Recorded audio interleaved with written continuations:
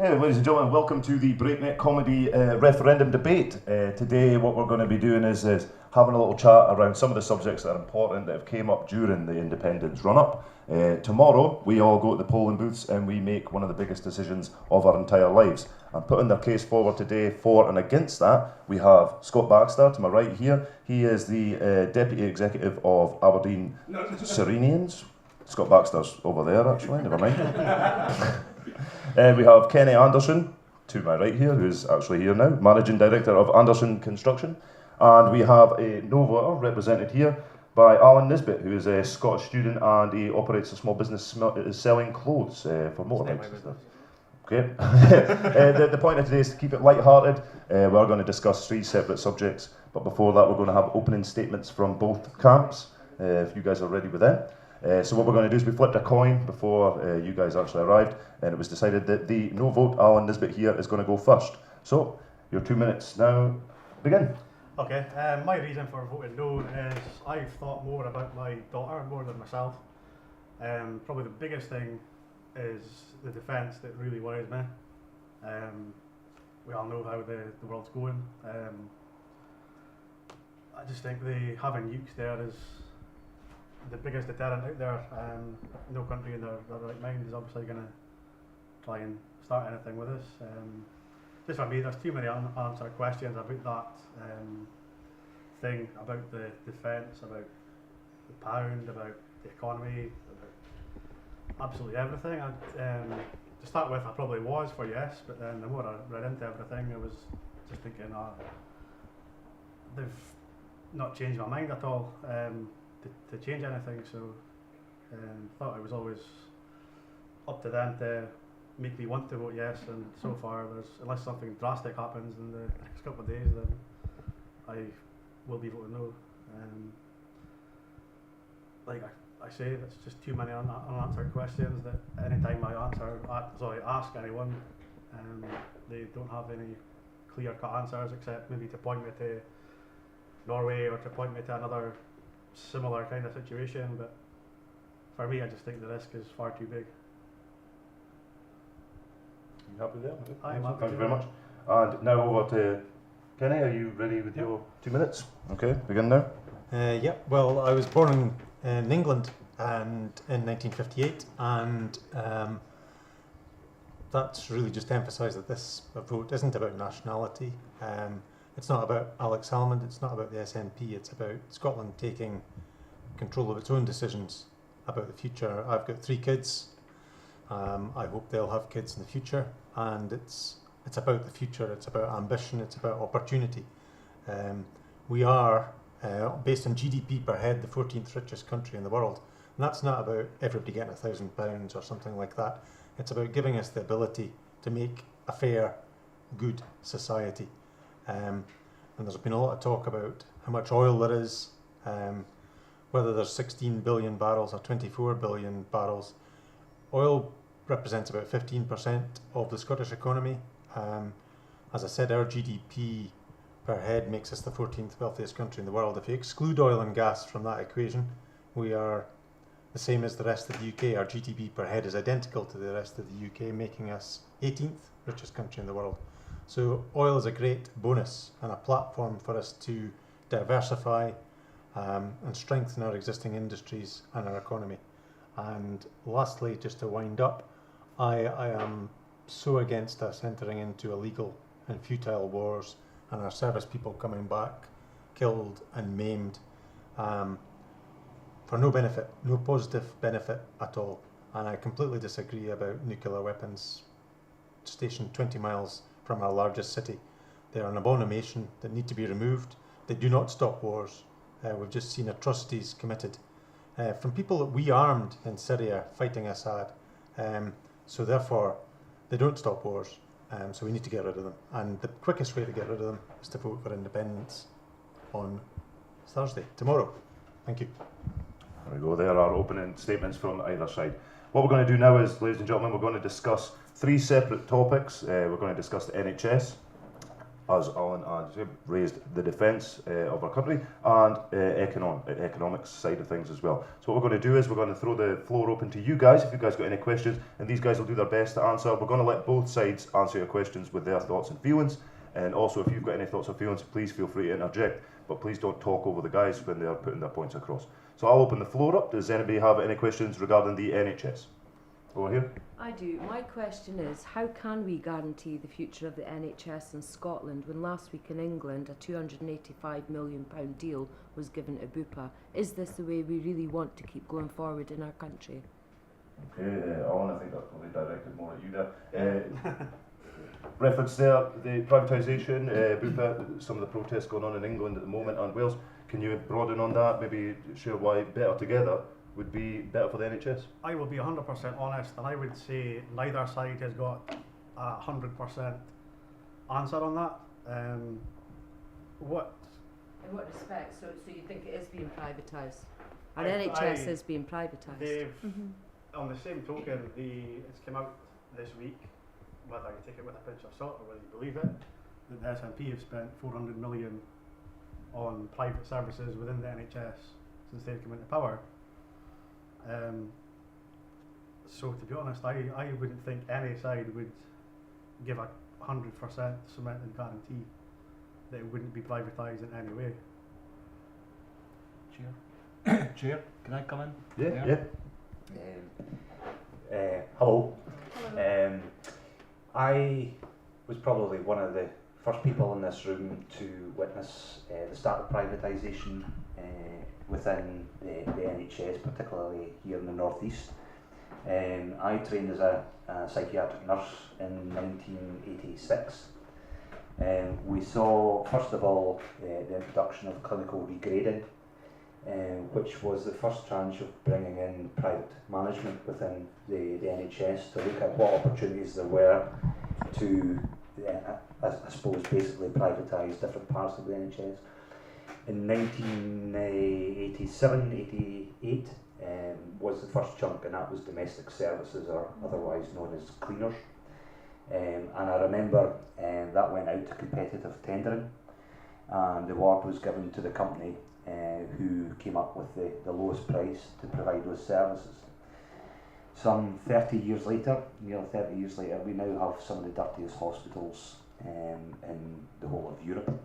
And unfortunately that's a fact. The 400 million black hole that's predicted for next year is a result of the grant that we get from the UK government. We proportionally get a percentage of public money spent on the NHS in England transferred up to Scotland. However, over the last couple of years that amount of money has been reduced based on the amount of public spending within NHS England. They've had a reduction in overall NHS spending in England, but in addition to that they've had an acceleration of privatising different clinical services, medical service, treatment services, testing services, you name it. They've been looking to try and privatise that. As that's been privatised, obviously there's less public money paying those private contractors, which then ultimately reduces the amount of money that we have here in Scotland as part of the block grant. Now that's happening not just within the NHS but other public services across the UK, which ultimately affects the grant. So we effectively have less money year on year to play with and manoeuvre, and it's a question of priorities. Where do we spend those money? That bits of money. Unfortunately, the costs of providing services and increasing demands on the NHS as new treatments come into place will inevitably increase, I suppose, the demand and I suppose the demand from people to expect those services. So that's what we've got to try and keep up with an ever reducing amount of money under the current regime. That's one of the main reasons, I have many reasons why I'm voting yes, is to potentially safeguard the NHS as we know it just now from further cuts. So that's what I would say on that. Yep. There's a few bits and pieces here. I don't know if any of you have been lucky enough to see YouTube video or even hear her speak live, but Dr. Philippa Whitford, consultant breast surgeon, has been touring the country, and she is alarmed. She's not a politician, she's an ordinary NHS practitioner, and she is alarmed and worried about what could happen to the NHS. A couple of weeks ago, Professor Alison Pollock, Public Health Research and Policy Chair at Queen Mary University in London, she's basically describing what's happening in England at the moment is that the NHS, all that remains is that it's a logo and an expenditure stream. All other basic duty of care for provision of care at the point of need has disappeared down there. I know from personal family experiences of family that are living and working in England that they are actively being encouraged to take out private medical care to reduce the number of people dependent on the NHS so that they can reduce the overall budget in the NHS. PFI was stopped in its tracks in Scotland in 2007, and for example the sick kids and the accident emergency in Aberdeen were all built normal procurement capital expenditure, which is a much more cost effective way of spending the money. The PFI continued in England, and that is crippling them. You'll all know about the Skye Bridge that could have been built for 20 million but ended up being bought back out for 70 million. Well, the same thing is applied to hospitals, colleges, schools all across England. Absolute disaster. And right now the UK government are doing a deal with American private facilitators under EU law that will allow private competition in all aspects of NHS expenditure. Now that will affect Scotland. If we don't vote yes tomorrow, that will affect Scotland in the coming months. An absolute disaster. Dr. Harry Burns, the retiring Chief Medical Officer of Scotland, has thrown his complete weight behind the Yes campaign because he is so worried about the future NHS. And as Colin turned round and said just not long ago, it's all about the block grant. And Labour are saying, well, we can raise taxes in Scotland and pay for it, it's your choice and all the rest of it. But there's an 8% per year real cut in the block grant to Scotland, and Osborne is planning 25 billion a year of cuts for the whole of the UK. We'll have to take our share of that. And Ed Balls from Labour has confirmed he will have the same austerity measures, even though they're not working, because they're still adding to the debt of the UK at 11.5 billion per month. So their austerity isn't working. And our share of that debt, by the way, population share, is higher than the worst, most pessimistic deficit forecasts for Scotland. So I fear for us all if we don't vote yes tomorrow. I really do fear. Okay, Alan, we're going to stop you there. What I'd like to say, Alan, is we're given a budget. We're given regulatory control over the NHS in Scotland. A lot of Wales and Ireland don't have that. We already have that in Scotland. We decide how the budget is spent at the moment. Can you maybe express, do you think it's probably best, why do we need to change it? Can you see any dramatic changes in the NHS as it stands right now? Have you ever had a problem with it? Or do you think that by giving it to Scotland and putting it in Scottish power and having that money to spend, do you think it will actually change anything? We know for a fact that a certain amount of the budget has to be spent on private healthcare in Scotland every year. So, I mean, is anything going to change if we do go independent? Do you think it will? To be honest, I wouldn't think much would change, especially nobody's expecting anything to change overnight, but I think if anything was to change, obviously it would take a good while to kick in. If it was to be a yes vote, we'd have to wait and see, I would think, basically.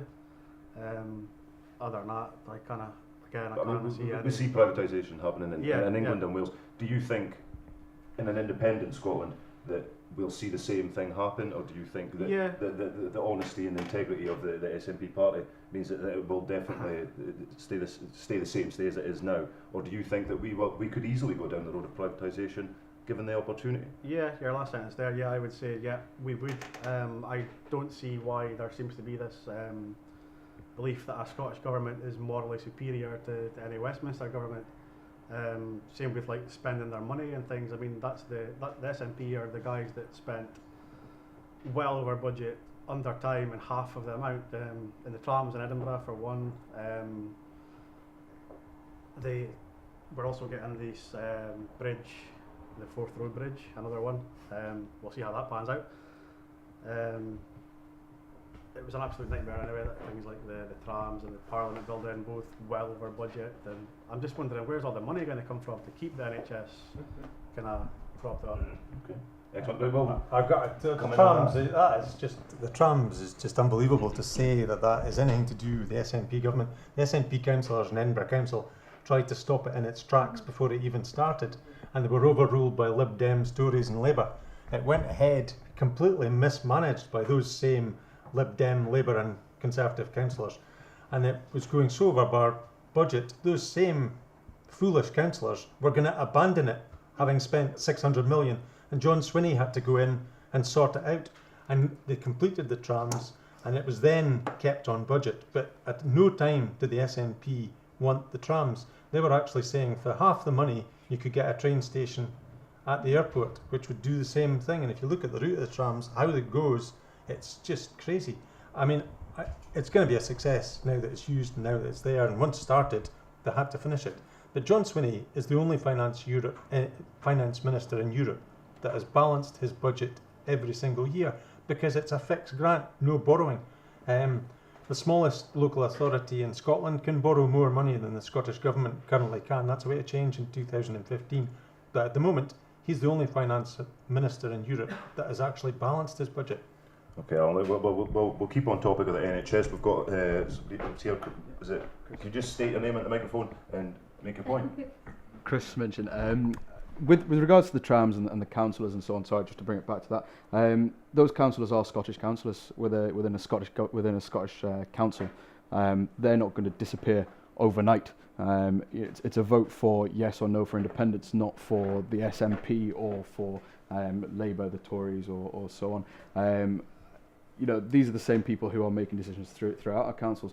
With regards to the NHS, privatisation, yes, it has happened. I'm a no voter. I was a yes voter right at the beginning, but I just feel privatisation has happened for a reason.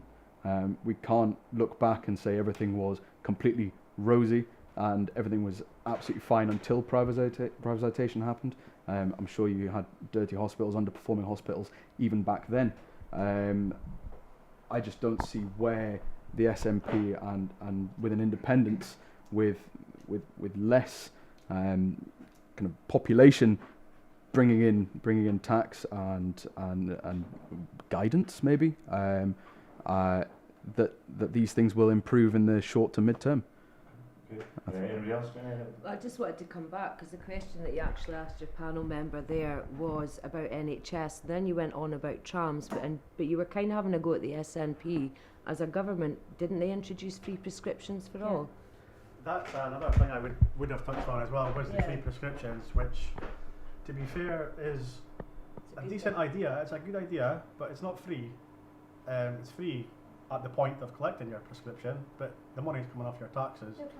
Having been somebody who's been misdiagnosed and quite ill for a lot of years and been on 70 tablets a day, I wouldn't like to know financially where I'd have to be if I'd had to pay for every single one of those prescriptions. There are a lot of people out there who are ill. I think it's a good thing. I think it's an inclusive thing, and I think what this is what this vote is about. It's about a fairer Scotland and a fairer system to make sure people are treated equally before this gap gets any wider. I would totally agree with your first sentence there. Somebody that's got a health issue like yourself or a long-term issue, no way should they have to pay for that. But well, it's $8.30 per item in England. Yeah, so that's per item. I would agree. And we're very lucky in Scotland that we're not paying anything.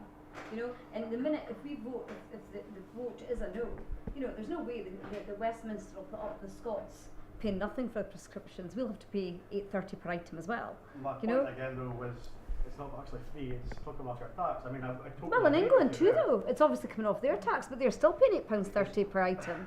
So, I could come in there.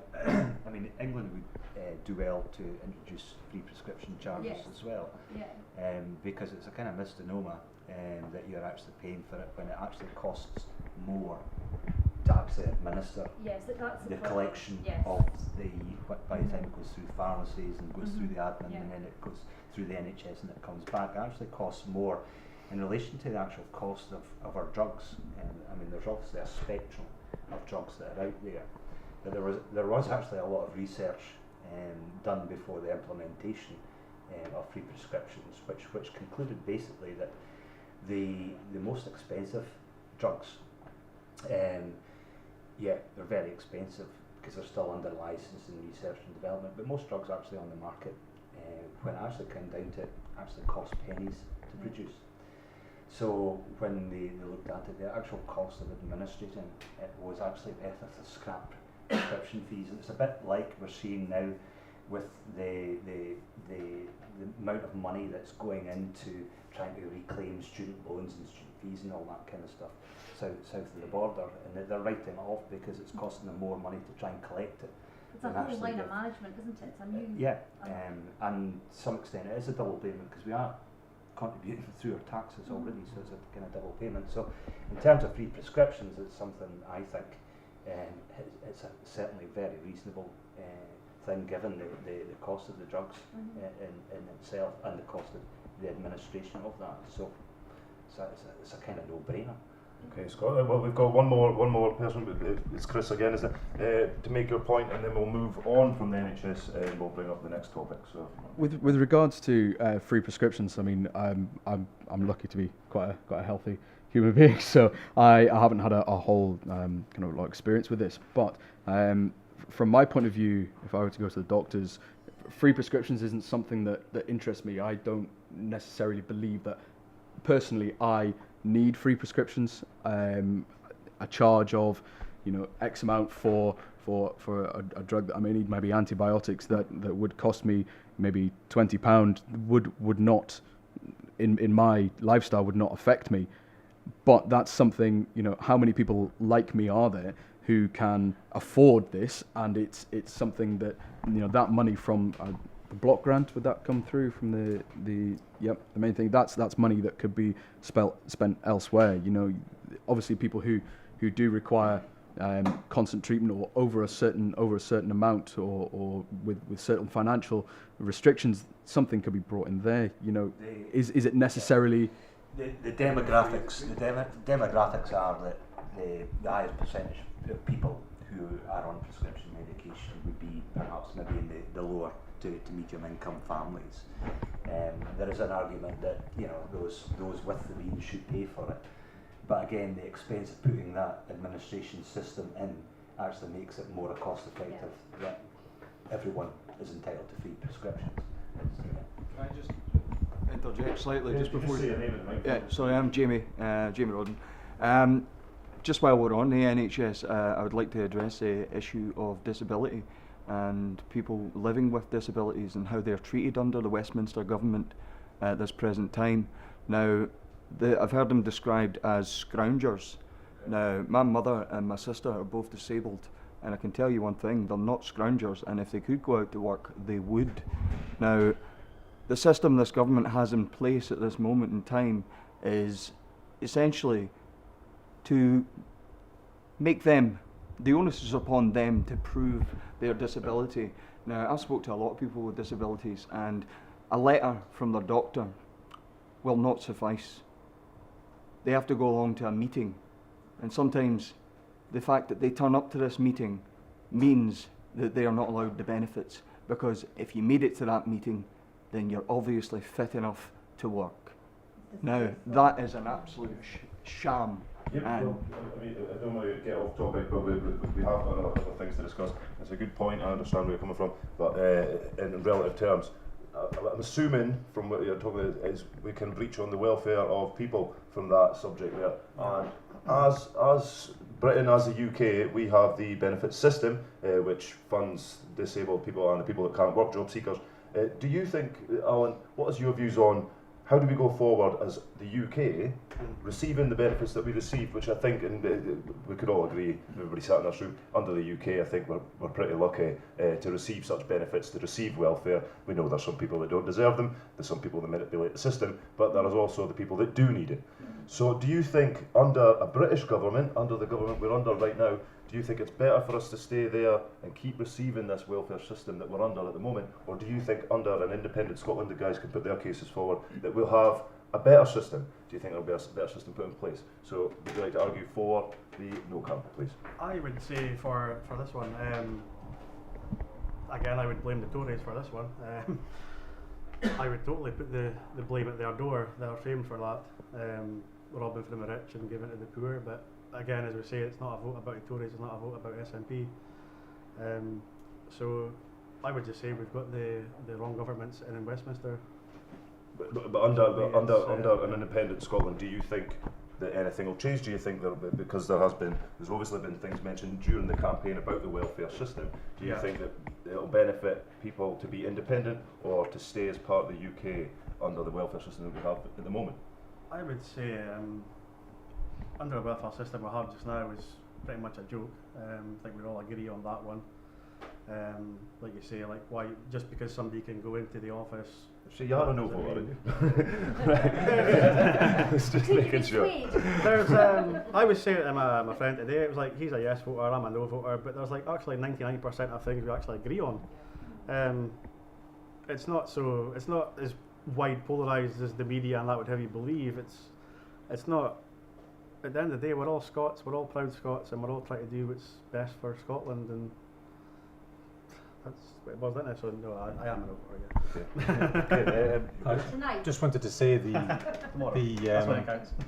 Scotland pays more taxes into the UK than any other. I'll just bring in a point here that it's suggested that Scotland pays £800 per head more tax than the rest of the UK. I don't know if that's a precise figure. That's just something I've read up on. So if you just want to extend on that, you've if you average it out over the last 33 years, but in each of those years we've paid more tax into the UK than the rest of the UK has. Outside London, Scotland is the largest contributor of tax to the UK exchequer. We do get higher public spending in Scotland, partly due to geographical issues, providing health and education to a sparse population costs more.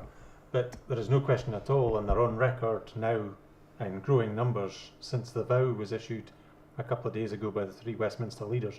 More and more backbench MPs are saying we're going to block new powers and we're wanting spending in Scotland to be the same as the UK average. In other words, reduce spending, do away with the Barnett formula. Now they particularly use things like free prescription and free tuition fees as an example of why our public spending should be cut. And that is the danger of voting no. That is the big danger of voting no, that our funding will be cut, and we will be told in no uncertain terms, you voted no, you're not really showing any appetite for change. The vows will be put to one side because the backbenchers don't want it. And in addition to that, we are fed up hearing from you from Scotland. It will be a big hand going, shut up. Some people put a swear sort of phrase in between that shut and up, but that's exactly what will happen. And I remember 1979, I was born in 1958, and when we didn't breach the voting threshold, although it was a majority of the people voted for devolution in 1979, we put up with 19 years of pretty grim times. And I think that's what will happen if we vote no tomorrow. Okay, well, we've got another hand up here, Chris, again. If your point is on the welfare system, do you want to extend on anything from the no camp? Yeah, just obviously there's a lot of issues, and I think we can all agree, and probably all agree on this, hopefully, that it's a good thing that this referendum has come up. It's brought a lot of people who have sat back and not had any interest in politics, and it's brought them forward. It's made them more politicised. It's made them look at the surroundings and what's going on. Now, I think in Scotland we're lucky to have had this opportunity to basically look into our society and how it's working, and what the NHS welfare and so on. Do you not think that kind of mentality and that kind of forward motion, either way, a yes or a no vote, if it did go to a no vote, that could be kind of pushed out through the UK and something be done about? I mean, nothing is rosy at the minute. It's not all brilliant. There's issues, but it would be naive to think that there would be no issues with an independence and possibly graver issues and a backward step before a possible forward step. But I say a possible forward step. This thing where these problems are being looked at in Scotland as our problems. They are exactly the same problems that the UK, the rest of the UK, Northern Ireland, England and Wales are going through. Is it not better to start a movement that would sort that UK wide? Maybe the whole of the UK looks after itself rather than Scotland just running away with its issues. Yes. Yeah. Okay, I understand. May I? Yeah. One of the reasons I'm strongly voting yes is because just what you said. Why can't we do it in UK? Why are things not changing? This is the first time in my, I suppose, career, my personal life, that I've actually had the opportunity to fight for something rather than against something. I work very much in the community sector. I help run a charity for people who are homeless, for people that have a range of different difficulties.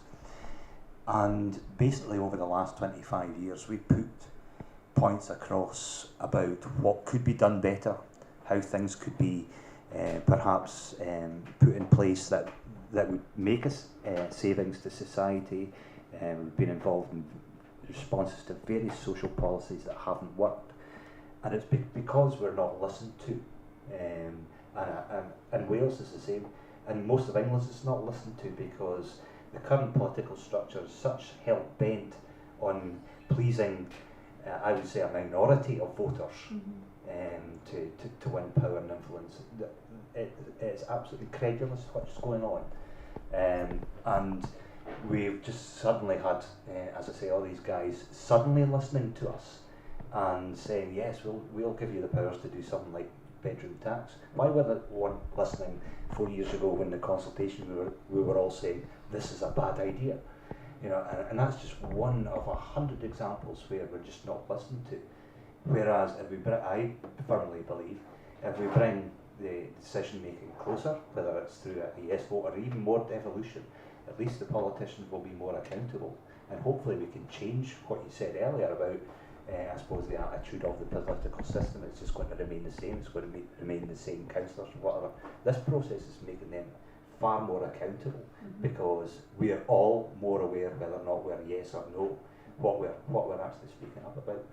So I see your point where you're saying, you know, you've tried and you've gone against over the past 25 years or so, but you were very much in the minority. You were in my opinion, you'd be going against. If you stopped someone on the street and asked them 2 years ago or a year ago, what's your thought on the bedroom tax, the response to that might have been an overwhelming, well, I don't really know. I'm not interested. I'm not. But now that that's changed and people are interested. I mean, I have issues as a no voter with policies that are here now, and I just think that a larger movement, a more kind of a united kind of movement against these things, Westminster will have to listen. They will have to make changes. They've had 30 years. They've not listened. I think 500 years. 500 years, yeah. if we say They've had yes it too and we long. get a better political system here where it is fairer, I think that's better for our neighbours in England, because then they'll start to hold Westminster to account, because they'll say if they can do that in Scotland and treat the citizens there with a bit of decency and respect, then we are going to demand it down here as well. It hasn't been better together. And unfortunately, our most vulnerable are always victims in any introduction of any new social policy or any new tweaking to welfare reform. I hate to be the one who says I told you so. I mean, when we saw what the Tories were going to be implementing in terms of one of the most radical overturns of the welfare state in, I think, about 70 years, because they wanted one single benefit. But we saw what the programme was going to be. We were all saying this is going to be a disaster. And unfortunately, in my own experience, our numbers have trebled since January. And that's no joke. Compared 2 years ago, the amount of food assistance that we're providing has gone up tenfold. This is in Aberdeen. And it's some of the most vulnerable people in our society that are the worst victims, but it's starting to seep into low to middle income families as well. And that's heartbreaking to see that. I'll tell you a joke, this is a comedy club, is it? Right? I don't know. Okay, Scott, I'm just going to bring in the interest of balance here, Alan. You better be winking good. Classic example of a guy that was assessed fit for work. He then went out to look for work. And 2 weeks ago, he got lined up with an interview by the job centre. So he went for the interview. Unfortunately, this was quite a highly skilled guy, right? And unfortunately, he was up against 20, 30 other folk. And the company phoned him up and said, sorry, but you were unsuccessful. So he goes back to the job centre and they went, oh, you've been sanctioned. He says, why have I been sanctioned?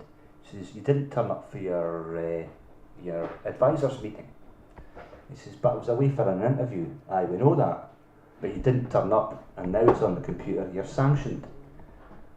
It's not very funny, is it?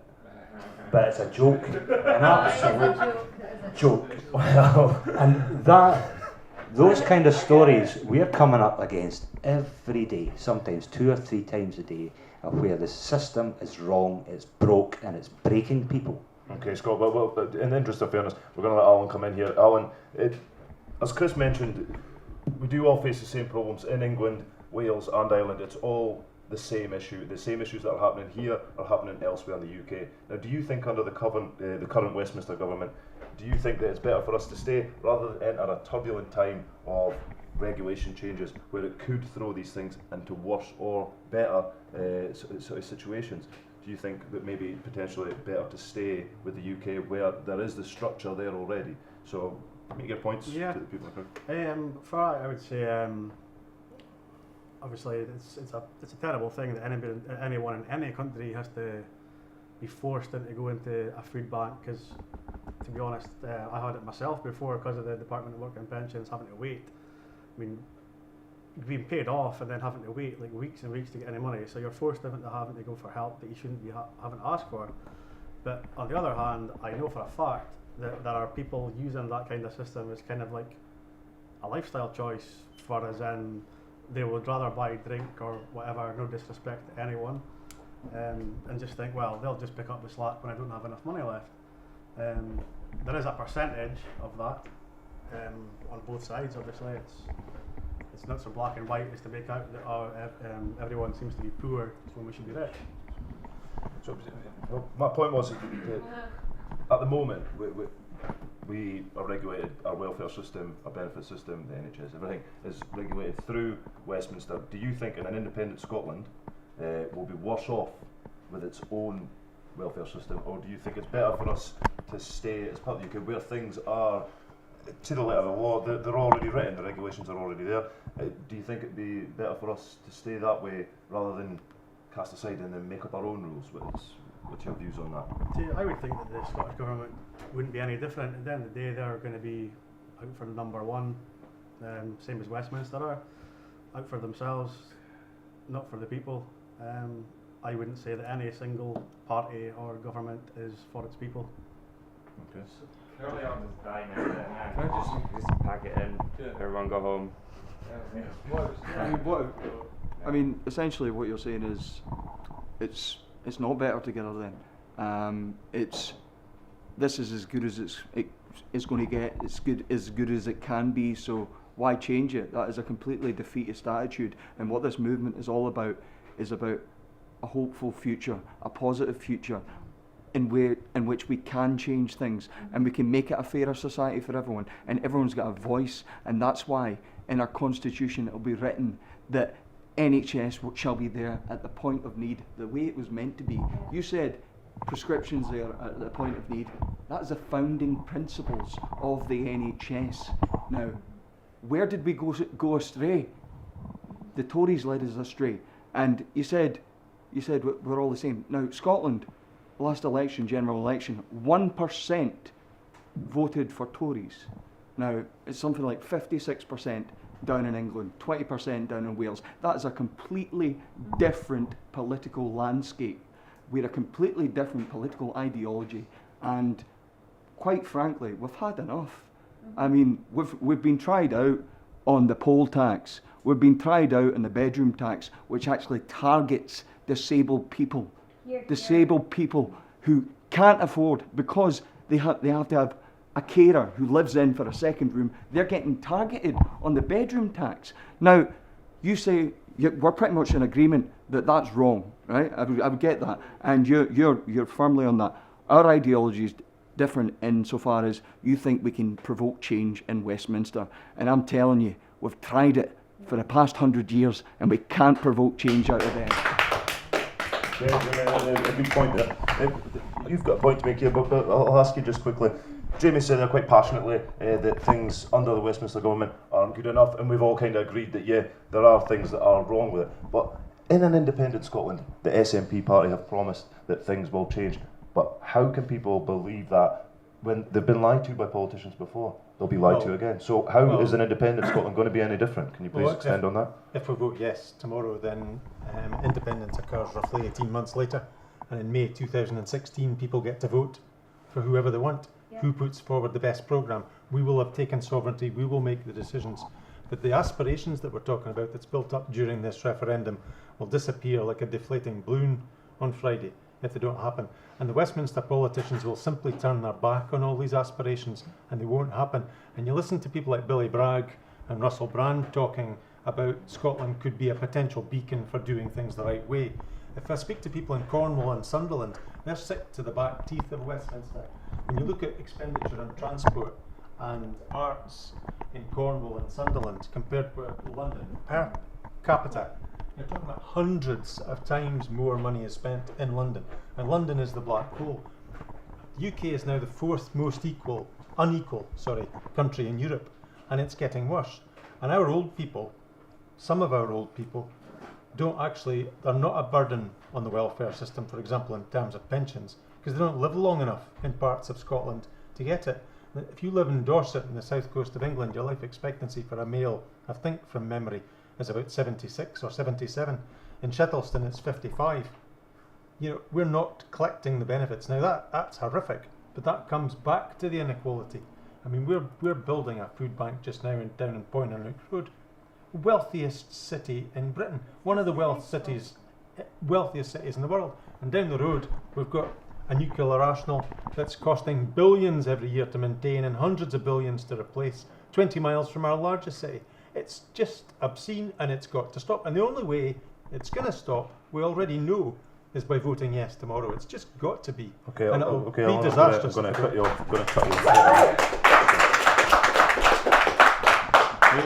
You mentioned there, Alan, it brings us nicely on. Our next topic is the nuclear weapons. Our next topic is going to be on the defence system. But what we're going to do first is we're going to have a little break so we can all kind of like go and chill out a little bit. So I'll see you back here in 5 minutes. How you feeling, big man?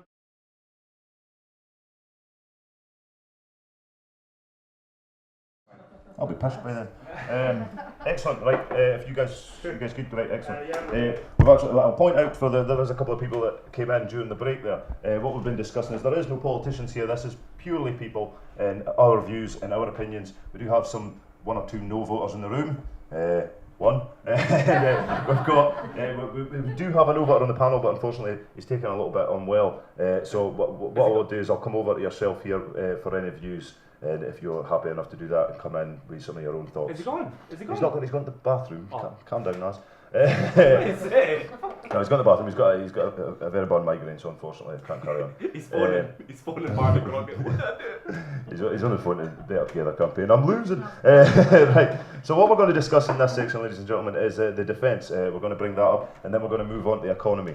So, like I said at the beginning, express your points, keep them short, and let's try and keep this a little bit jovial as well. There's no need to get too heavy into it. So we'll open it up with one of the Yes campaigners, since they're the only ones on my panel, and your thoughts on the defence in an independent Scotland.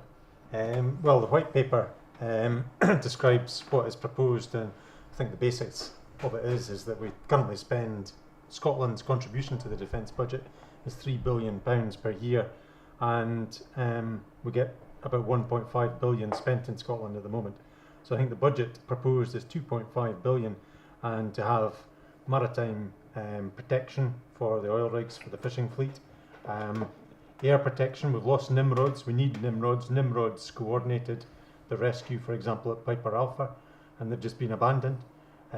We need the maritime protection. There was an issue arose in the Murray Firth recently, and it took 42 hours for a destroyer to come up from the south coast of England. We don't need nuclear weapons. The proposal is that we are part of NATO, and people go, well, if you get rid of the nuclear weapons, NATO won't want you. Well, there's 28 countries in NATO, including Albania, and only 3 of them have got nuclear weapons, UK, USA and France. 20 of the countries within NATO have got specific constitutional provision that they don't want nuclear weapons in their airspace, in their harbours, in their waters or on their airfields. So there is no conflict of interest there at all. The other part of it is, if you look at Scottish territorial waters in the North Atlantic, and it is called the North Atlantic Treaty Organisation, to be honest, if Scotland's not in NATO, they'll have to rename themselves and find a natty new acronym for it. It just would be ridiculous if Scotland isn't in NATO, if we want to be in NATO. And again, that comes back to sovereignty. I feel we should partake in obligations across the world, but I think we have had enough of illegal and futile wars. I've got a friend in Brighton who designs, manufactures and fits prosthetic limbs. He's worked with celebrities like Heather Mills, who is very difficult to work with, he reported. But because field hospitals are so good now in war zones, people are surviving. And these people are coming back maimed. And they are heroes. They're doing what we've asked them to do, or our governments have asked them to do, and they've done it well. And sometimes they've gone out there badly equipped because they're spending so much on nuclear weapons. They come back and they get involved in charitable stuff. They get 4 or 5 sets of limbs for different activities. They get involved in charitable things. It's great. They do things like the Invictus Games, and that's all great. But gradually, with a lot of them, depression starts setting in. And what Bob Watts, my friend, reports to me is that an increasing number of them commit suicide. And what have we achieved by going to Iraq? What have we achieved by going into Afghanistan? What have we achieved by arming people who are going to go and fight Assad in Syria, bad as Assad is, and who have now crossed the border and are kidnapping journalists and attacking them with atrocities? We're not achieving anything. Actually, we're making it worse. And the First World War, which was futile, made it worse. Now, as far as I can see, the Second World War was one of the few just fights that we got involved in. It had to happen. And we, as an independent Scotland, we would have still partaken in that and played our part. But First World War, wars since the Second World War, horrendous, waste, futile, cause more problems than we solve. Okay, Kenny, I'll just stop you there. Some great points raised there. There are, but in the world, as we all know, there is a severe threat of terrorism. There are wars that sometimes other countries need the backup of defence system. Do you yourself, Chris, do you think it's beneficial for Scotland to stay a part of the UK and keep the current? We've got our naval forces and our armed forces, or do you think better to split up, or do you have any other that may be a better option? Well, my personal thought is I'm very much with you with regards to this. I do not believe that nuclear weapons, especially kept so close to a major population centre, is a good idea, is necessarily needed. I think there's a larger waste of money. I don't think the conflicts that we're engaging in are, the type of weaponry that they are, link in, and I'm sure that's very much we agree that there is with the United Kingdom and the armed forces there is a history of it being looked at as a very strong kind of unit and providing a lot of assistance across the world as well as these battles. Again, I agree with you. A lot of them are illegal, and I wouldn't agree to them if I was asked. I think with regards to staying with the UK, I've mentioned this point before about change and opinion amongst the population. Things like that can be changed, should be able to be changed.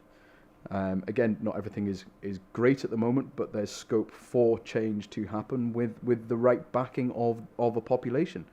I don't know what your thoughts on on that. Can I comment now? Yourself, Scott, have you, or anybody else in the audience actually? I mean, because from what I hear from both sides is, nobody wants to enter into wars, but because a lot of this is seen as evil, nuclear deterrents are evil, but does anybody agree or maybe have any views that they are a necessary evil? We don't live in a world that's shining bright and everybody's singing coming off rainbows. There's a lot of real threats to this country. Do you think, as Scotland, an independent country, do you think that suddenly nobody's going to want to invade us because we're like loved around the world? Or do you think that potentially there is the risk there that, bear in mind, the only country in Europe to supply oil in the EU, does that make us a risk? So do we need to have these nuclear deterrents? And do you think getting rid of them potentially puts Scotland at risk? Anybody want to come in on that? Yourself, right? Just state your name as well, Graham. I'm Samuel McIntosh. I'm ex-armed forces myself. Basically, we wouldn't be seen as a threat if we didn't have any, or we wouldn't be vulnerable if we didn't have the nuclear weapons. Now, a lot of people are bringing up the issues of where's our army coming from. Well, they're already serving. We've already got the Royal Regiment of Scotland, which will be Scotland's main force within the Scottish Defence Forces. We'll also have the Royal Scots Navy, which I think is going to have 92 surface vessels patrolling Scottish waters. The main role of the Scottish Defence Force would actually be of humanitarian and home defence. Also mentioned as well the scrapping of Nimrods as well, which we do actually currently need, because as you pointed out yourself, the Russians have been coming into our territorial waters, and the basic use for the Nimrod was for maritime surveillance aircraft, which was used during the Cold War to actually detect these Russian submarines. And I think it would be a good thing to get rid of the nuclear weapons, because that way Scotland can stand up and be a leader in saying no to nuclear weapons, and making an example for other countries to follow.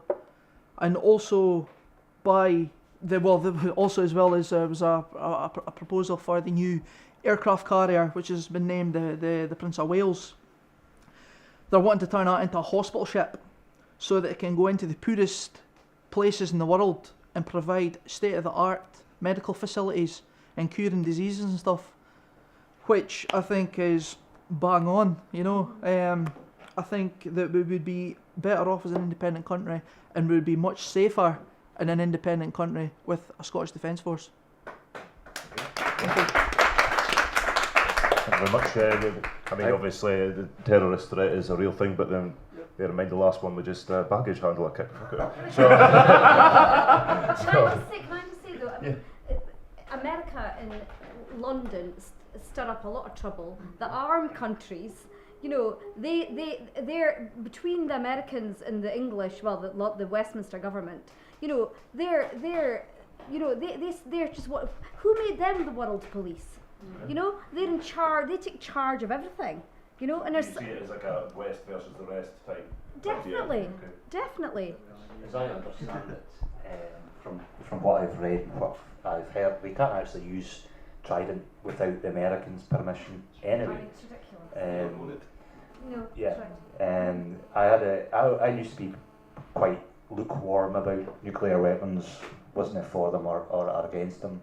But a previous role I had was looking at contingency management, emergency planning and all that kind of stuff.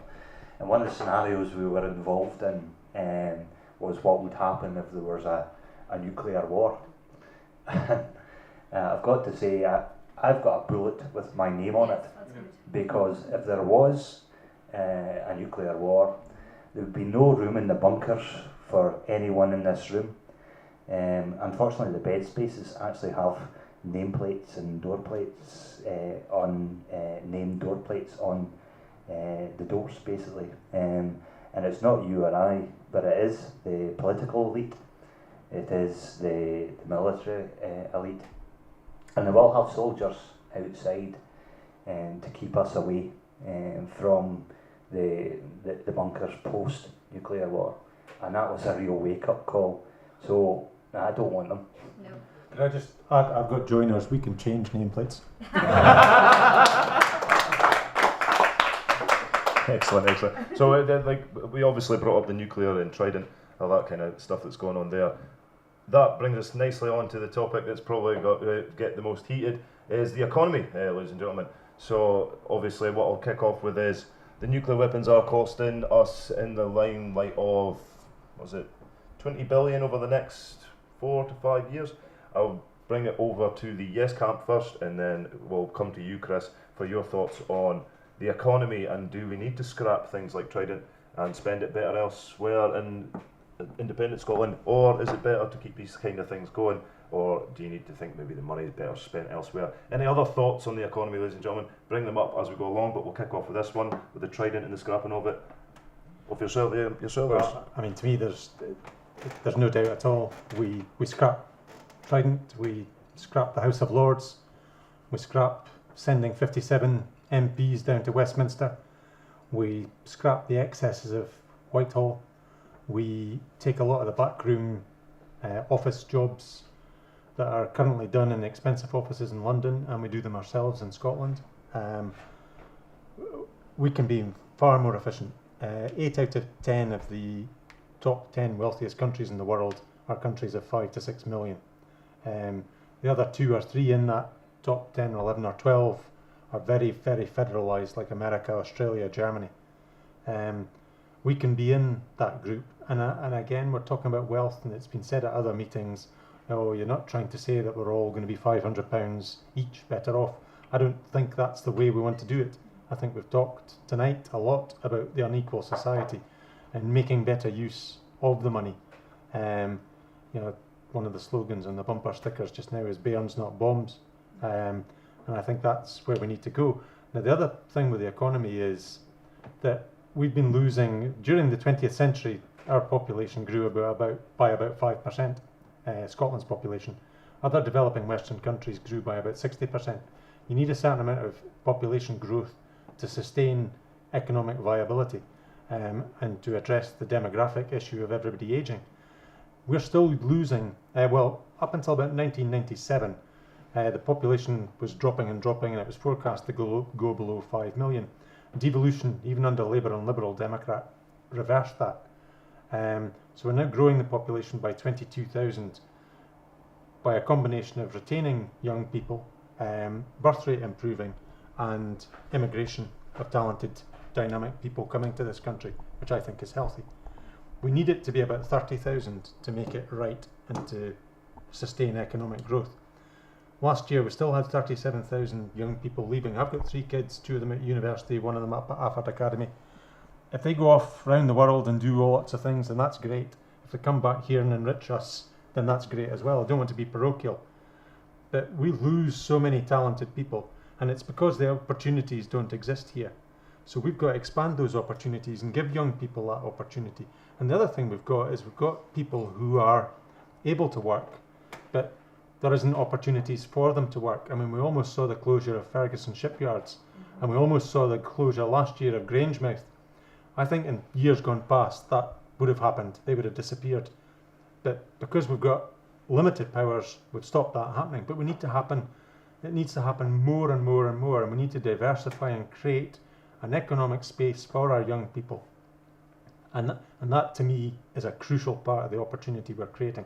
I don't know if you want me to rant about the pound for a second. I will bring in, just as you mentioned there, the pound. I mean, economically, yes, Alex Salmond is seeking a mandate to keep the pound, but as some people maybe aren't aware, I think there are maybe a few people out there, because there is a lot of people undecided, and it is based around the pound. That's one of the strongest points, is the fiscal controlling. Now, obviously, we'll still be under the Bank of England if we do keep the pound. Chris, as a no voter, do you think it's better to stay within the UK, keeping the pound we've got just now, still having the Bank of England, or do you think let's go away, become an independent country, but keep the Bank of England as well? Because as you know, financially, they'll have control over Scotland's economy. Personally, I thought if you're becoming independent, your own currency would be preferential. But then that would hamper kind of economical ties with the rest of the UK, and that would be an issue with a small island and trade and so on. I think that that the pound is the only way forward if we were to go yes. I've got more questions than I do answers with regards to the economy. My biggest worry with the question of the economy is instability within the short to medium term. No one, whether that be the no side or the yes side, can tell me definite figures which are, I'm not going to say guaranteed, but to a fair description of what's going to happen. So that, I mean, how is the economy going to be after a yes vote? What how's the market going? How's the housing market going to be? What's the oil industry's response going to be? We don't know until we've done it. I think a yes vote would be a step into the unknown, a bit of a step into the dark. Whereas now we all know where we stand within the UK, within the tax regime, within the housing market. Obviously, it's volatile, but it's still predictable to a certain extent. We wouldn't know what we were stepping into. We wouldn't know the mass response after a yes vote. That's my biggest I think problem. we do know where we're stepping into. We're stepping into a currency union. And Jamie, just as a point there, Jamie, a currency union with the rest of the UK, as you're well aware, I've seen you coming in the door there, so you maybe missed the fiscal controls with the Bank of England. It's probably one of the biggest things that for me, like for a lot of the no camp. I think that's one of the things that they stress upon is that we won't have control over our I'll address that. Essentially, the reason we'll have a currency union is because it's preferential for the rest of the UK. It's preferential at the moment. Now, I'm all for having our own currency, and that's personally where I stand. But at the moment, as we go on, we do have to understand that for the economy to actually get back and for a stable and strong pound, there needs to be a currency union. At the moment, whether we can build on and making our own currency in the future, I certainly wouldn't rule out, and that's certainly the option I would go down to, because I don't feel particularly comfortable having another country having control of our fiscal autonomy, essentially. But what I would say is we'll see on Friday morning. I fully believe in the advent of a yes vote that George Osborne is ready and willing to come out and state that there will be a currency union. Now, the facts I'll give you is this: everyone's been saying that the pound's devaluing because of the Scottish independence, and they're seeing that as a negative thing for Scottish independence. I would do the reverse and state that that's looking at Scottish input, net input into the UK economy, and the businesses around the world can see how much Scotland actually inputs to the UK economy, and that's why the pound is devaluing. Now, if you want the pound to go back up, you need to ratify a currency union, and I'm certainly that is what's going to happen on Friday in the advent of a yes vote.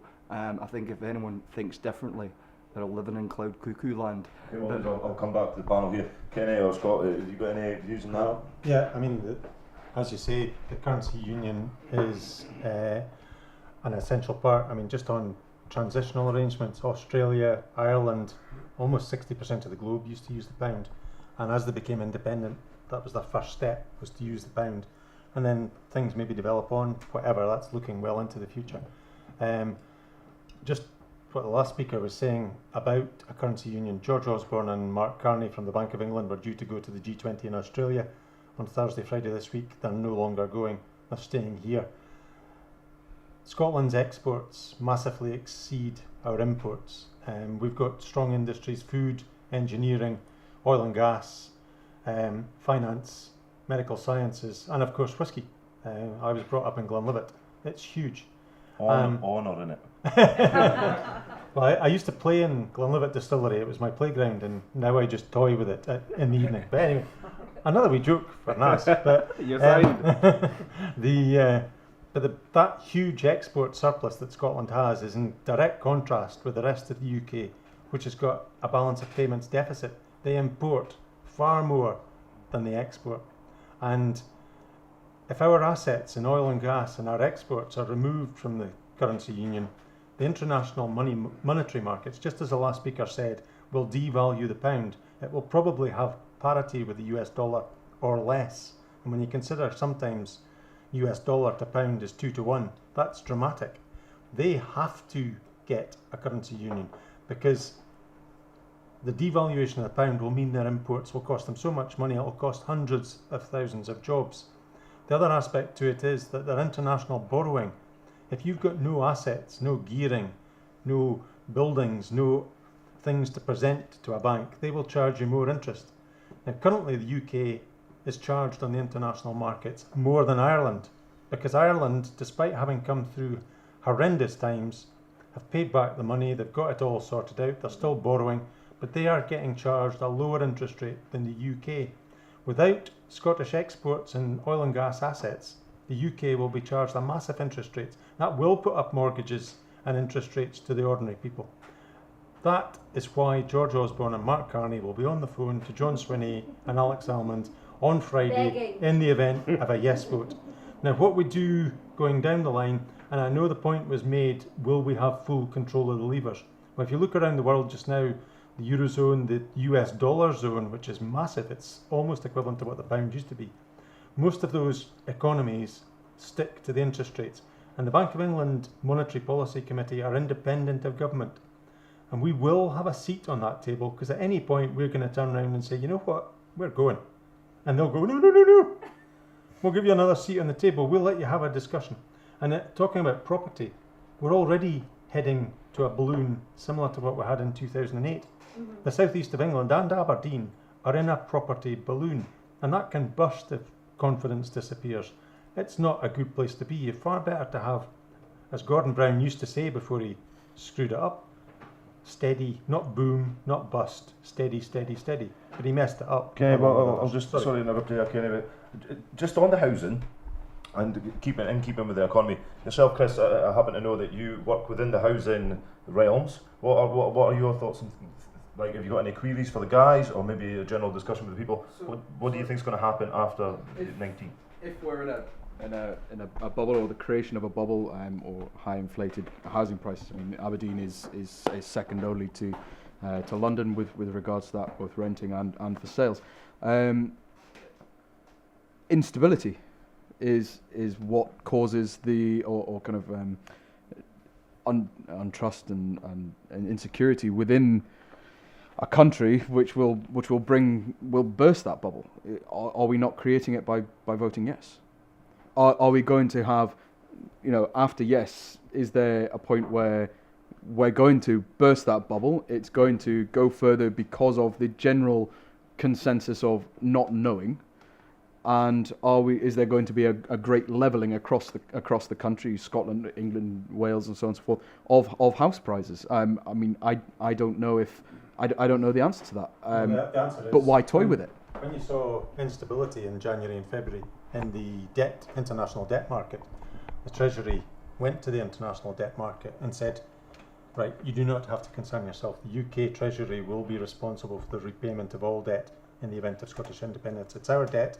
We will repay it. And the markets just went, okay, that's good. The same will happen as a result of the currency union.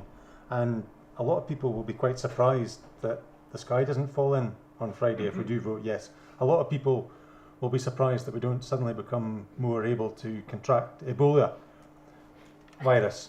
A lot of people will be surprised there isn't a locust invasion. I mean, all the scare stories make it sound as if something terrible happened. I think all the institutions within Scotland, and it will be in the interests of the rest of the UK, will be to steady, stable, this is okay, calm down. Because any sort of movement or collapse, I mean, we saw it with the banks. Now everybody goes, if it hadn't been for the banks, just one final point, if it hadn't been for the banks, if we weren't in the UK, it was the Bank of America. The American banks bailed out the Scottish and the English banks, Lloyds, Barclays, etc. So I won't go on. It's just in interest of balance. Like, so what we're saying is, from what Kenny said, yes, we are unaware. It is what happens the next day. We do know that it's not going to all suddenly, like you say, the sky's not going to collapse. But what you're saying is the instability is, we don't know, the unknown. And is that for the no camp, or for people that you try and encourage to vote no? Do you see that as one of the main features, is what happens? I would say in general we live in a country we have a lot more than a massive majority of the world. The services we're provided with, and everything that is open to us, and the opportunity that is open to us. Why would you gamble with that for a possible hypothetical, maybe, I don't know whether that's too kind of derogatory to the yes, but idea of things may be better? It's a lot of, it's almost like a loose kind of bad. There's a lot of Analogy.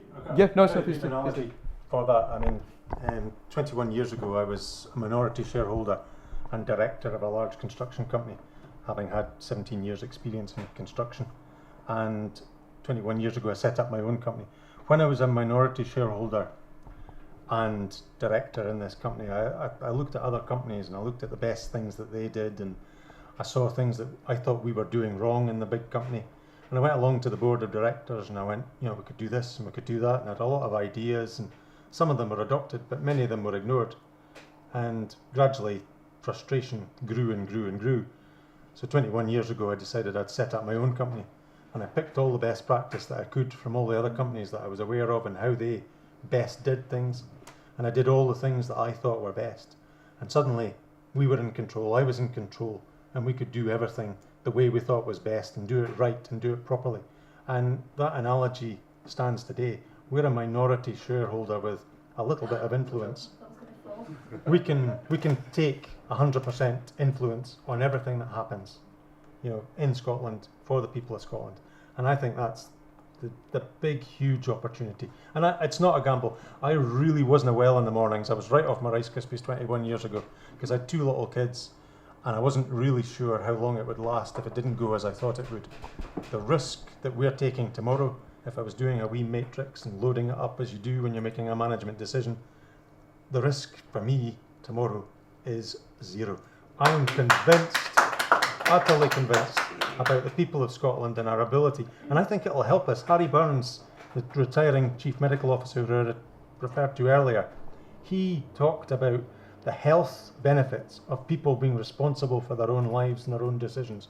If we take those decisions, we take responsibility. Sorry, Chris has just got a point to make. If you just like. With your analogy, I understand how that can work on that scale. You went from one cog of a large machine, but then you became the sole machine. You had the final say. You were the main person. What my personal kind of thought and how I kind of perceived the yes vote and what's been offered is you're offering a lot of people a lot of things. So you're bringing them in, not bringing them in. It's kind of a bad stage. I don't mean that negatively, but to an idea of an independent Scotland where there will be free childcare for mothers for children. There will be definitely free education for students. There will be greater spending on the NHS and less privatising. But you've got a lot of people out there who are voting for yes for a large change on a huge range. So the analogy of going from a small cog in a big machine to the machine yourself, I think what's going to happen is you're going to move from a small cog in a big machine to another small cog in a completely different machine, and there's going to be that struggle again. Well, the gearbox ratio analogy is pretty good because we're going from 1 in 63 million if you take an individual person to 1 in 5 million, so it's a 12 to 1 gear improvement. But you still have 5 million people with an opinion and with a vote and with an idea of what they want to achieve from this independence. A lot of the measures you mentioned we all live in Scotland. We all live in Scotland. We're not living in England. The other thing is, we're living in Scotland. The measures that you mentioned, for example, childcare provision to help women back to work, that improves the economy when they come back to work, and there's a benefit because they're paying tax, not taking out benefits. Same if you take unemployment people, it's cost neutral because you pay for the childcare, you get the taxes back. It's the same with it might be controversial, but the corporation tax, it's cost neutral because people won't mitigate against corporation tax. So they'll end up paying it because it's not worth not paying it. And they'll create more employment, create more economic worth. It's the same with employers' national insurance contributions. At the moment, there's a proposal to drop it by 2 points in the white paper. That creates employment. That takes people out of unemployed into work, off benefits, a whole benefit. So it's cost neutral benefits. And there's been a lot of work done in Ireland and the Isle of Man on these sort of cost neutral tax changes that can improve the economy. And I really, really think that if we can improve the economy, then we address straight away the inequality issues at the same time. Okay, Kenny. Well, I'll just bring in your points Sorry, here. just my daughter just graduated with honours from university and has got no debt. I want that for all kids that are living in Scotland. You know, they should all be able to go to university and not have £20,000 of debt. You know, because that's what's happening in England, and it'll only be the rich kids that can go to university, not the ordinary kids and poor kids. You know, and that opportunity should be there for all children living in Scotland, I believe. Okay, great. We've got Jamie up the back here. You've got a point there as well. It was just I was sat in amazement that you said things were okay just now. I would take a wee walk down to the food bank if I was you and ask those people down there how okay it is for them and how okay it is for them having to choose between whether paying for electricity or paying to feed their kids, and then you can say everything's okay. I think what I need to kind of put across is I'm here asking questions. I have a lot of questions myself which are unanswered from both the no and from the yes, and that's where that's why I'm not sitting. Yeah. But I'm just saying a statement like saying that. And I do understand, and I've had to say, and I've been very open. My vote is somewhat of a selfish vote based on my lifestyle, my business, and my choices of what I do with my money and where I spend my time. I will say I don't have any experience of food banks other than donating to food banks, but it's that's something that is a problem, but it's still a problem throughout the UK. I mean, sorry to interrupt you, Chris, but we are pressed for time. On this subject, he mentioned he has got questions that are unanswered as a no voter, and I'm sure there are some yes people in the room that have got questions that are unanswered also. So what we'll do is we'll throw the floor open, any subject, any questions, and we'll have them for a couple of minutes, and then at the end we'll get the guys to wrap up with some speeches. So I got a question for somebody online. Online, we've had a question from online. We've got an outside bidder.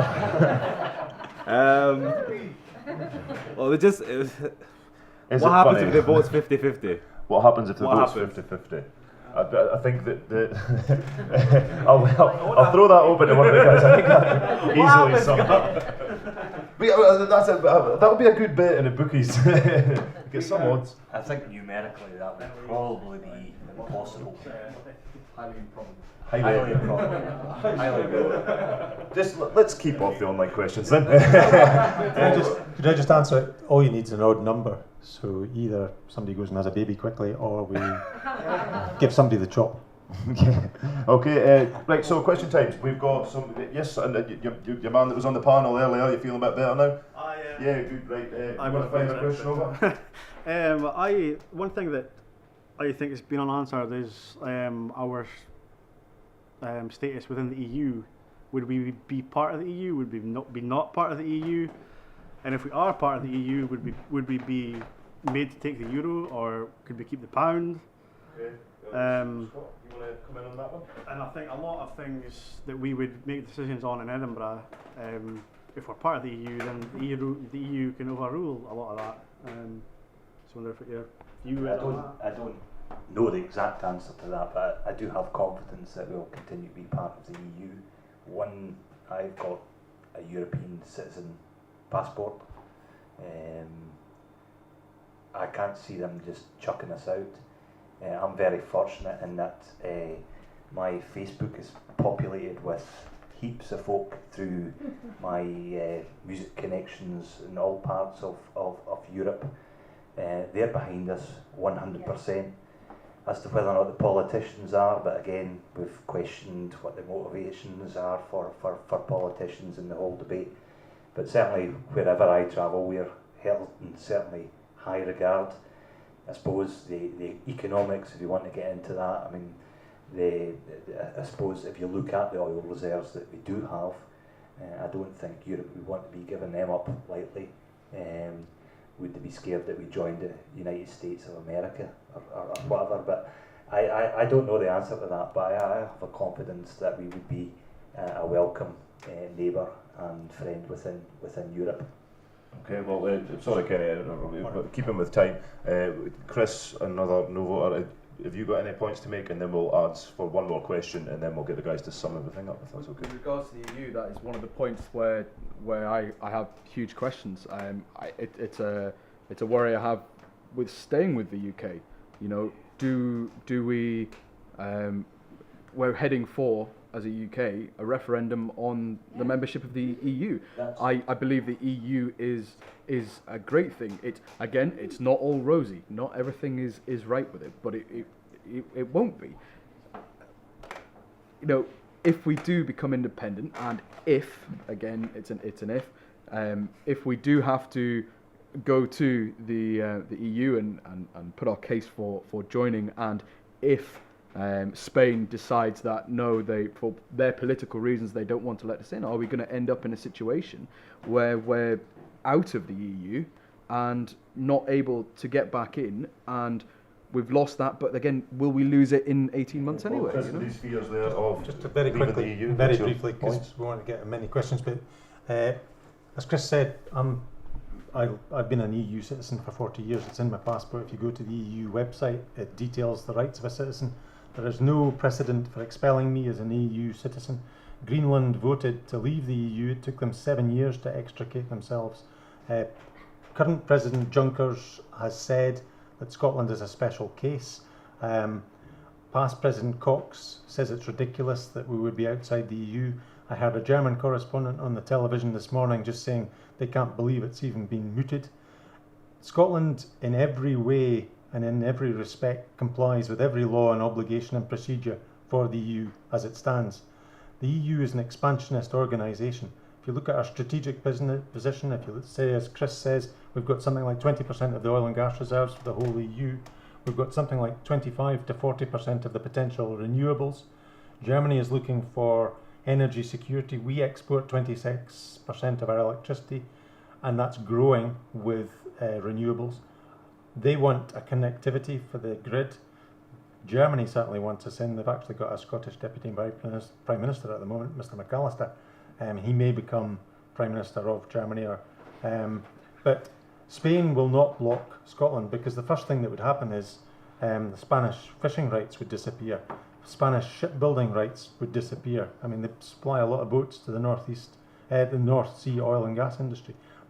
All the EU nationals, in theory, would have to leave, which isn't going to happen because there's already been assurances given by the Scottish Government.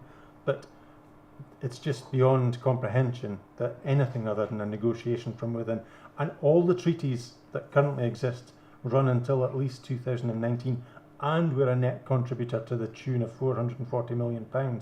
They sat for 72 hours, all the heads of government, arguing about 250 million quid. So although it's not a huge money in EU terms, they're not going to want to have to renegotiate all those treaties from scratch.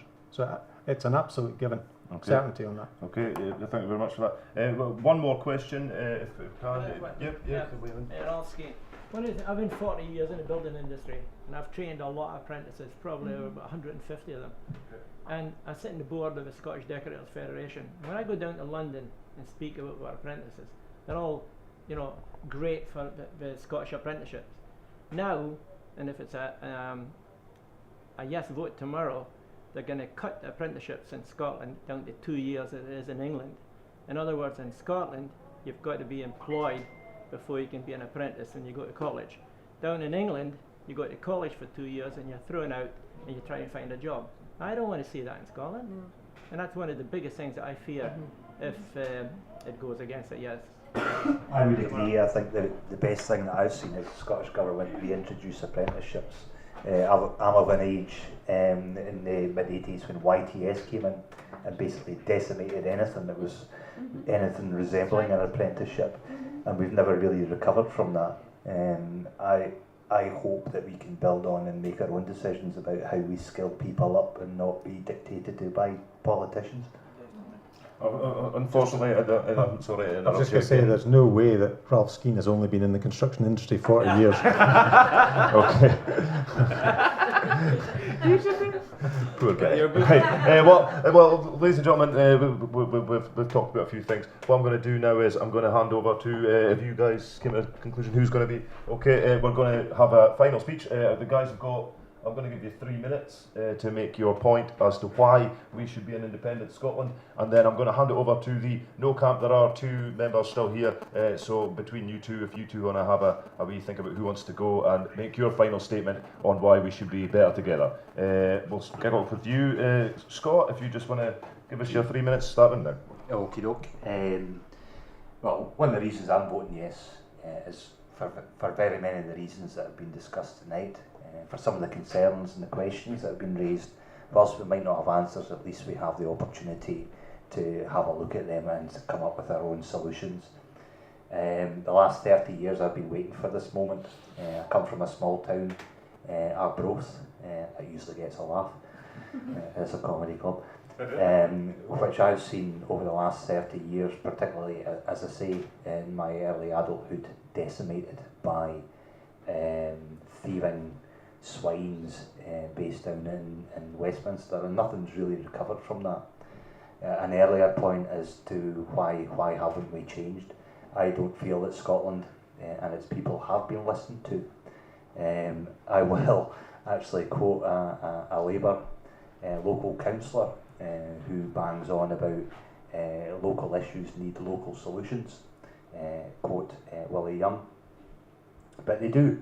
We are worlds apart from the south of England. We're worlds apart from the north of England. Within Scotland there are so many different communities that have different needs. The geography is different, the industry is different, the talents are different. But I think the culture that we have in Scotland, if you look up Wikipedia, which I done last night, and in terms of Scottish inventions, we actually invented everything apart from the Tory party. I don't know where we came from that, but it was astonishing what has been invented over the years, and I've seen a big gap in the time period that there's not really been much of that history continued, and I genuinely do feel it's because Scotland has had a bad deal. It has been abused. I am so fortunate in the work that I do, in that I come across people every day from different backgrounds, and I'm always impressed by, I suppose, their motivation, their energy and their talents. Unfortunately, there's not always the opportunity for that to shine. And I think we are a resilient race of people, whether or not we're Indigenous Scottish or people that come to live with us. An earlier point about staying in the EU, the one thing I don't want to be associated is with the right in Britain, which there is certainly a movement that's nasty, and I don't want to be part of that. I think that alienates communities. I think we're so lucky in Scotland that we do have good integrated communities, and that's what I want to preserve. I employ many nationalities, and I want them to continue to be employed and contribute. So that's just some of the reasons why I'm voting yes tomorrow. Although I will say I was kind of jittering because I did hear a rumour, and I was almost compelled to change to the no side. And the no side because I heard they were wanting to keep status quo. But I don't know if I've kind of picked that up wrong. But there'll still be status quo on the 19th of September. Probably introducing a fourth I'm call. going to have to end you there, Scott. Thank you very much. Okay, Chris, it's over to you. That member of the audience has been elected for the no vote part. Right, you've got 3.5 minutes. We're going a little bit extra time there. So if you want to express why you think we are better together, Please do begin now. So the last thing I wanted to be doing tonight was to be summing up the no camp. So it's the reason why I didn't want to be doing that was because of the questions I've got, but that's the main reason why I am voting no. The questions in my mind and to satisfy me enough to change my mind and to change my voting preference have not been given. The leap into the unknown, the reaction of what will happen, whether that be financial, whether that be personal, whether that you know it's just not known. There are a lot of sides that I agree with the yes, and you know I disagree with certain things with the Westminster government, but it's a case where it is now the right time to be doing this. Are we going to be opening ourselves up to you know how many years of who knows? I think for that reason, at this time it needs to be a no. Okay, thank you very much. We do have time, and the promoter has just handed me a note saying that if there is anybody in the room that would like to make a statement as to why to vote yes or no, please do lift your hand. Your man at the back here, what's your name, sir? Rob, is it Rob? Rob, if you want to give us a little, just maybe I'll surmise it, but keep it nice and tight. It was just a very quick comeback on the no vote today. You're saying there's too many uncertainties. It's not that they're not knowable, they are knowable. David Cameron refuses to pre-negotiate them. It just seems odd to me that you're putting a vote in for a Prime Minister that's deliberately keeping you in the dark over these questions. I'm not voting for David Cameron. But you're voting for a campaign I'm voting for that's deliberately keeping you in the dark when those questions are knowable. What? What will be at the end is unknown. Therefore, what works for me now is where we are now, and I've said before it is a vote on my personal circumstances, and that's what my vote is for. Okay, campaign tactic, you're saying David Cameron's successful in your case, because it's no more than a campaign tactic. I would say The no campaign rested far too long on its laurels, and it's only in the last couple of weeks where they've really come out with other bits and bobs that need to be thought about longer, harder, discussed, and definite things be put in place, which is why I said this time it is from me a no. I'm not going to sit here and... Guys, I'm going to come in on there because we've still got some people with their hands up. If you would like to make just a quick point on why you think we should vote yes, and then we'll come to you, and then we will wrap this up. So away you go. I think we should vote. Yeah, I don't know what's going to happen to me tomorrow, so I can sit here today in the fear of the unknown. But I think this is a once-in-a-lifetime opportunity, and we need to take it. We need a fairer society. You've said yourself you agree with quite a lot of what the yes is saying. My reason for voting yes is I think that we are culturally different. We've got a culturally different mindset, and we're a different community up here. And I do think that the yes vote will help our neighbours in England, because they will then hold Westminster to account. And I think this has to happen. It's a positive move forward. I could get hit by a bus tomorrow. I cannot sit here in the fear of the unknown. So I'll go stand up and be counted for yes. And finally, your fine self, sir. You can. Well, tomorrow I'm definitely voting yes. Basically, so that no more children will go into poverty, no more families will be stricken by unnecessary taxes, saying no to food banks, because on Friday the only places that will be leaving Scotland and will be closed for sure will be the food banks. This is our time, this is our moment, let's grab it with both hands. Okay. Okay, calm down. Right, ladies and gentlemen, we've touched on various topics, and we've heard some great views from yes and from no guys as well. A lot of questions been raised, some of them answered. Hopefully for some of the guys in the room, maybe there is some undecided people, I don't actually know. One thing's for sure, that on the 18th, you know, when the votes come in, we don't know what's going to happen. But what we do know is, regardless of whether you're a yes or a no, we're all Scottish. the next day when we wake up on the 19th, we will remain Scottish. And I think whether it's a yes, we continue, and yes, the things will change. If it's a no, things will stay the same, but we should still unite in the fact that yes, we are Scottish and by extension British as well. I'd like to thank the guys that have been on the panel, Mr. Scott Baxter over here, ladies and gentlemen. We've had Kenny Anderson saying his piece. We did have Alan Nisbet, but he's now moved to the crowd. Personally, I'd like to thank Chris. Thank you very much for your points in the notes.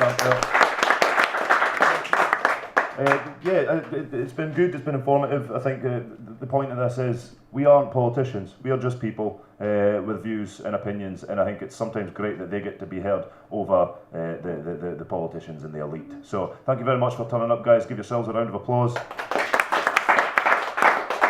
I've been Ray Thompson and I've not been biased. You've done well.